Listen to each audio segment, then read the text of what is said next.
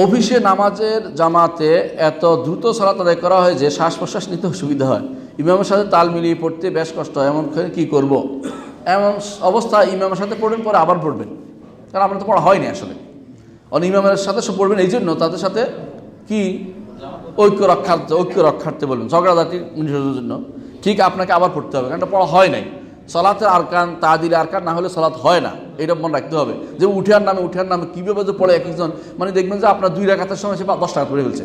সুতরাং এই জাতীয় সালাত হয় না, আপনি আবার পড়বেন, কিন্তু ঐক্য রক্ষার্থে ঝগড়া যাবেন না, বুঝাতে চেষ্টা করবেন যে সালাত কীভাবে পড়তে হয় দেখিয়ে দিবেন। যে এই জিনিসগুলো তো সালাতের কর্তব্য, তাদেরকে প্রয়োজনে বিভিন্ন আলেমদের লেখা শোনান, দেখান, এবং কী পড়তে হয়, শব্দটা কতক্ষণ লাগে একটু তার সাথে আলোচনা করেন, যে আমার তো অনেক বেশি সময় লাগে, আপনার কতক্ষণ লাগে, এইভাবে ঝগড়া না দিয়ে বুঝিয়ে শুনে চেষ্টা করে দেখেন উনি কতক্ষণ লাগে।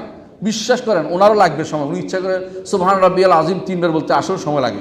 উনি সমসম তো সালাত না, সমসম করতেছে, আবারও সালা করতেছে, কিছু না।